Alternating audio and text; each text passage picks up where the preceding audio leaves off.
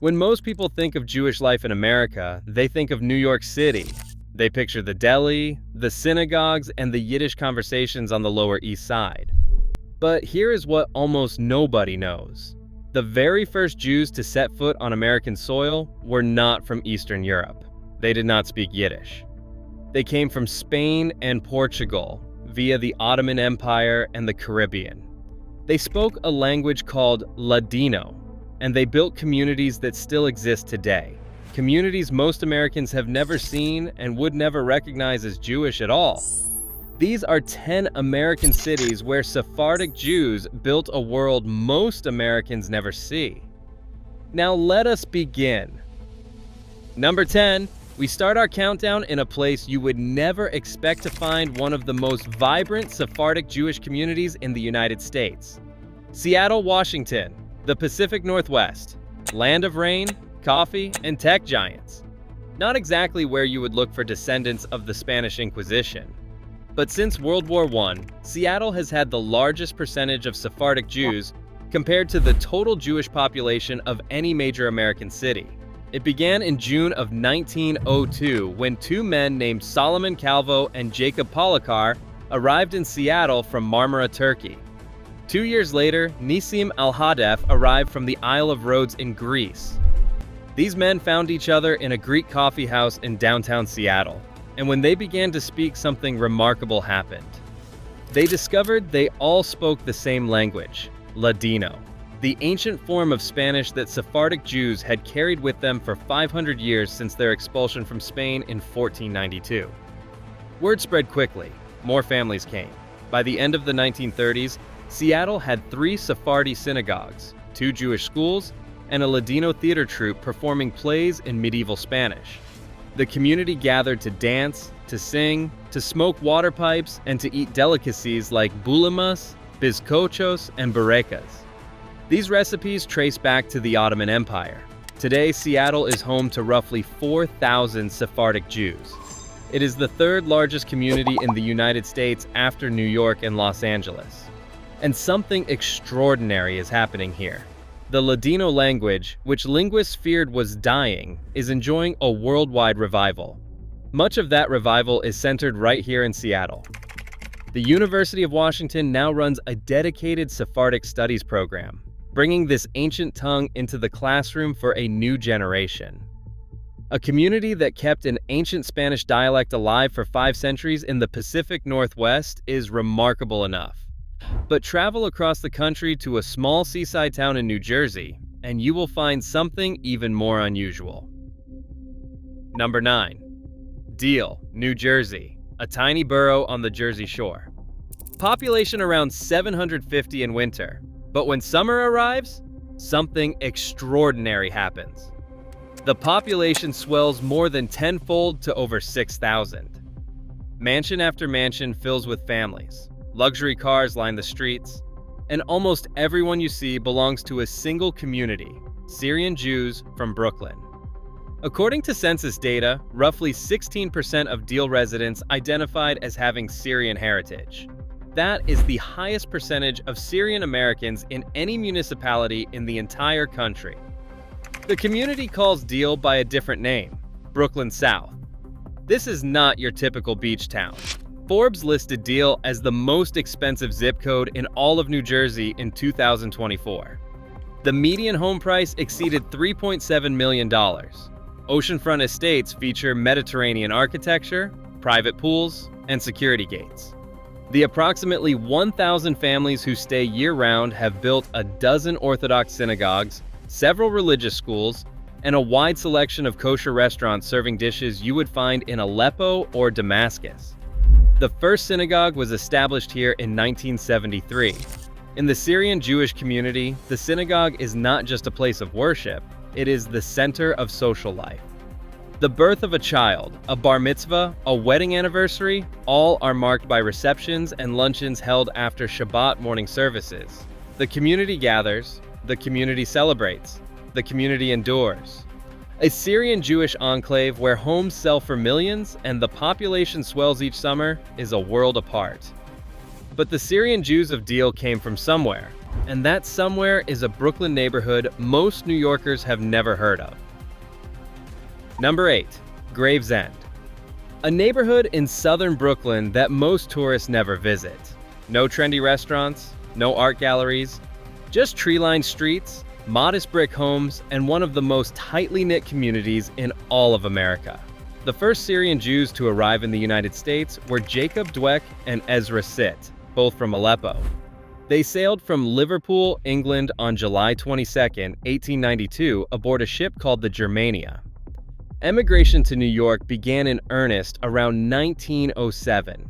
The community originally consisted of two distinct groups: Jews from Aleppo in northern Syria and Jews from Damascus in the south.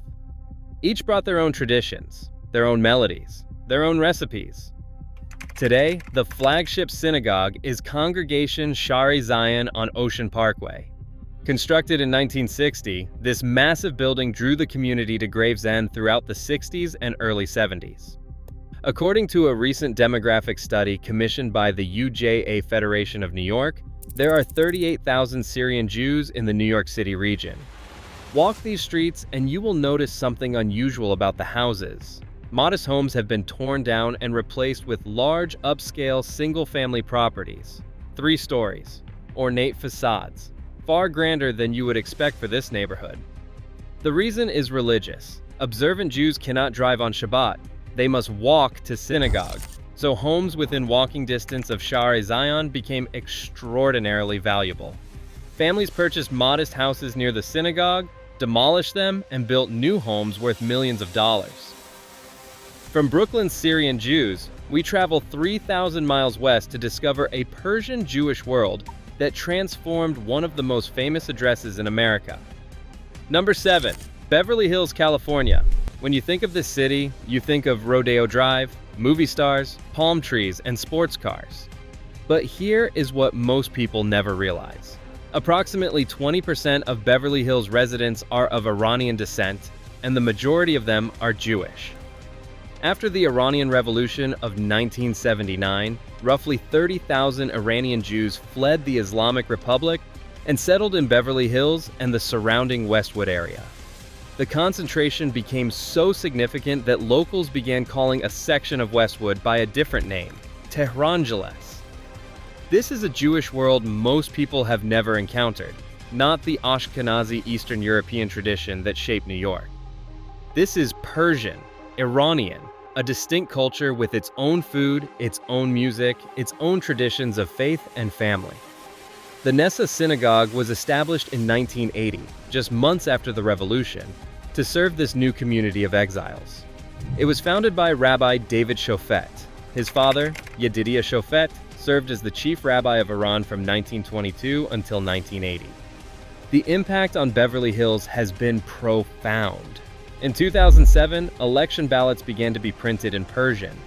That same year, Jimmy Delshad, a Persian Jew, became the mayor of Beverly Hills, the first mayor of Iranian descent in the city's history.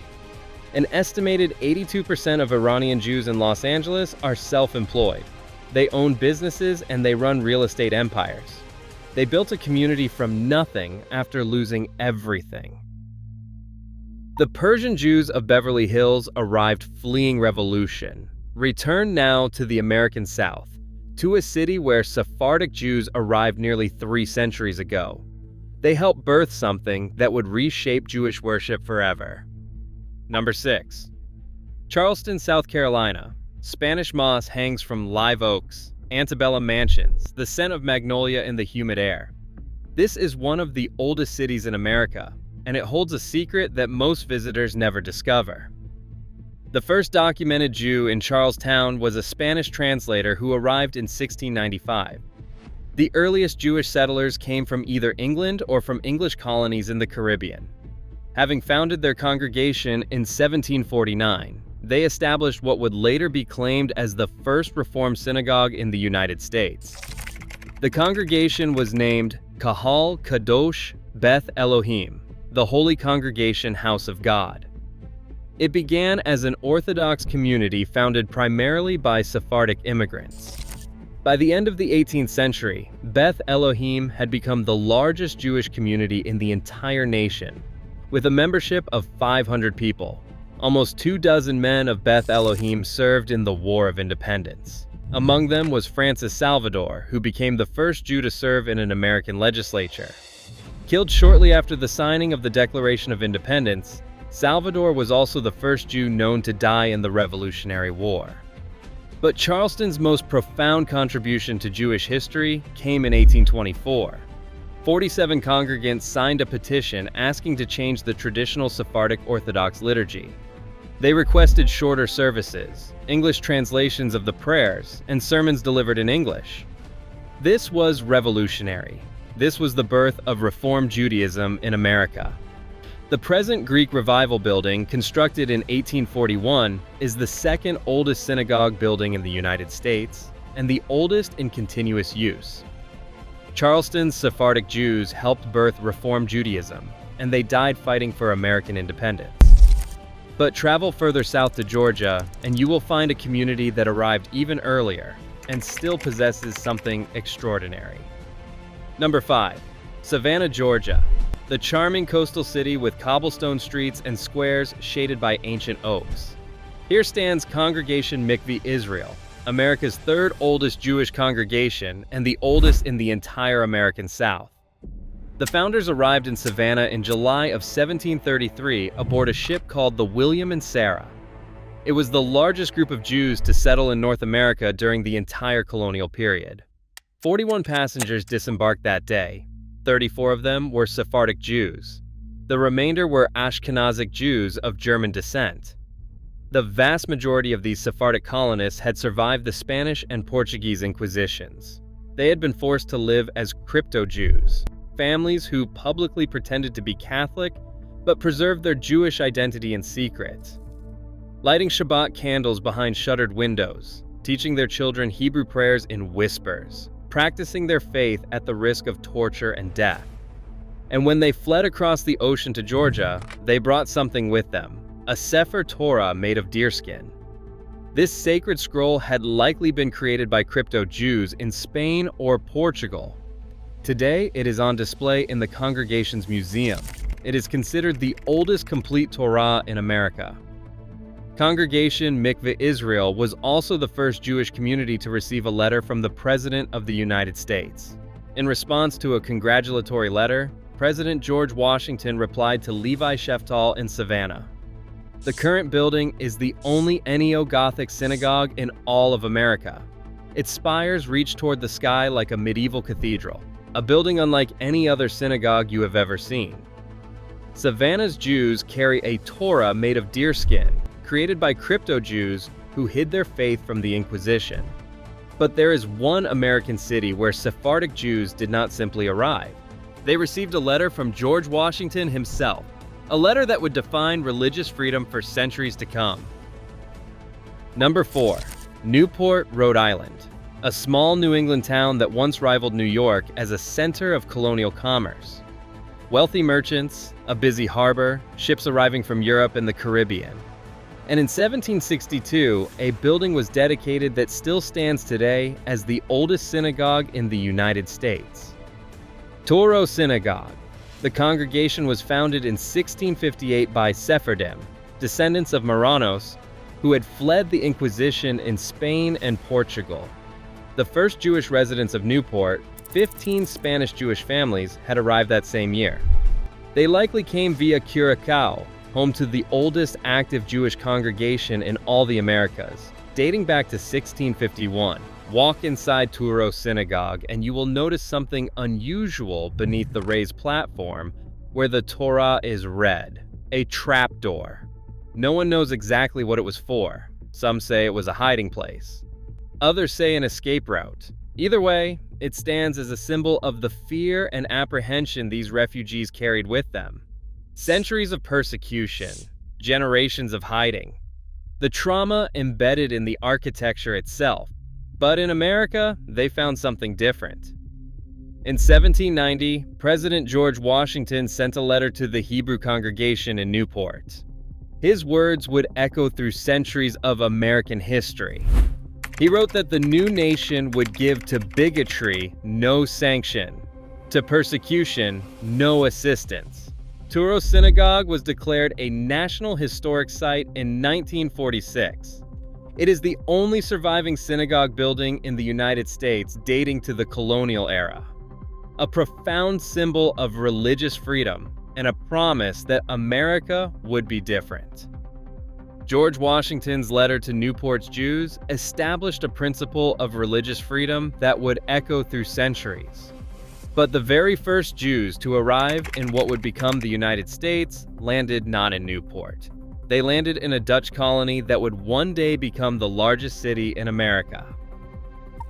Number 3. New York City, September 1654. A ship arrives in the harbor of New Amsterdam. Aboard are 23 Jewish refugees from Recife, Brazil. They had fled after the Portuguese recaptured the colony from the Dutch. They were Sephardic Jews, and they were about to establish the first Jewish congregation in North America. The new settlers faced restrictions. They could not trade freely. They could not own property easily. They could not worship in public. But out of this struggling community grew Congregation Shearith Israel, the Spanish and Portuguese synagogue. Congregation Shearith Israel was formally organized in 1655. Until 1825, it was the only synagogue in all of New York City. Over the following century, Sephardic communities established themselves in the major port cities of British North America. By the time of the American Revolution, Jewish congregations existed in 6 centers: New York, Newport, Philadelphia, Charleston, Savannah, and Richmond. Until at least 1795, all documented congregations in what became the United States followed the Sephardic liturgical rite. Even as Ashkenazi Jews came to outnumber Sephardim by the mid-18th century, the Sephardic way of worship remained dominant. The melodies, the Hebrew pronunciation, the order of prayers, all were Sephardic. This was the foundation upon which all American Jewish life would be built. Shearith Israel maintains multiple historic cemeteries in New York City. The first, also known as Chatham Square Cemetery, was established in 1682. It contains the remains of early Spanish and Portuguese Jewish settlers, Revolutionary War veterans, and the founders of American Jewish life itself. Shearith Israel was the seed from which all American Jewish life grew. But our next entry takes us to a city that once barred Jews from its hotels, and within decades became one of the most Jewish cities in America. Number 2. Miami Beach, Florida. The famous barrier island across Biscayne Bay from downtown Miami. Art Deco buildings, white sand beaches, palm trees swaying in the tropical breeze, known worldwide for glamour and sunshine. But for decades, this was a place where Jewish people were explicitly unwelcome. In the 1930s, advertisements for some oceanfront hotels openly declared that Jewish guests were not wanted. Signs at establishments restricted entry to Gentiles only. The anti-Semitism was not hidden. It was printed on the front door. Then, in 1949, Florida's legislature passed a law ending discrimination in real estate and hotels. And the Jewish community bloomed. By the 1970s, nearly 80% of Miami Beach's population was Jewish. The influence was tremendous. Miami Beach elected at least 16 Jewish mayors. The city earned the Yiddish nickname shtetl by the sea. For those unfamiliar, a shtetl is the Yiddish word for a small Jewish town in Eastern Europe. The first synagogue was built in 1929. It still stands today as the Jewish Museum of Florida. By 1980, rising prices and shifting demographics began to change the landscape. Many Jewish families moved north to Broward and Palm Beach counties. The percentage dropped significantly. Yet the cultural memory remains embedded in the architecture, in the food, in the institutions. You can still feel it in the streets. Miami Beach was once a place that turned Jews away at the door. Within decades, it became one of the most Jewish cities in America. But our final destination reveals a truth that most Americans have never learned. Number 1. Before the wave of Eastern European immigration that would later define American Jewish life, Sephardic Jews had already written the first chapter of the story. They founded the first 6 congregations in America: New York, Newport, Philadelphia, Charleston, Savannah, Richmond, all Sephardic, all following the ancient Spanish and Portuguese liturgical rite. Until at least 1795, every documented synagogue in what became the United States followed Sephardic traditions. Even as Ashkenazi Jews came to outnumber Sephardim in most North American congregations by the mid-18th century, the Sephardic character of colonial American Judaism remained dominant. The Sephardic way set the tone for early communal institutions, synagogues, cemeteries, charitable societies, the very fabric of American Jewish life. These Sephardic founders fought and died in the American Revolution. They received letters from George Washington affirming their place in the new nation. They built trade networks spanning the Caribbean, the Americas, and Europe. They carried Torah scrolls made of deerskin across oceans. They preserved a language, Ladino, that connected them to medieval Spain. According to a 2020 poll conducted by Pew Research, approximately 2/3 of American Jews identify as Ashkenazi. Only 3% identify as Sephardic. 1% identify as Mizrahi. Those numbers suggest Sephardic Jews are a footnote, a minor chapter in a larger story. But those numbers tell only part of the truth. The Sephardic Jews who first arrived on American shores did not merely join a nation, they helped build it. And in hidden corners of America, from Seattle to Brooklyn, from Beverly Hills to Savannah, their descendants continue to live in ways that connect directly back to medieval Spain, to the Ottoman Empire, to a world most Americans will never see. In Savannah, there is a Torah made of deerskin, created by crypto-Jews hiding from the Inquisition 500 years ago. It is still read, still carried, still alive.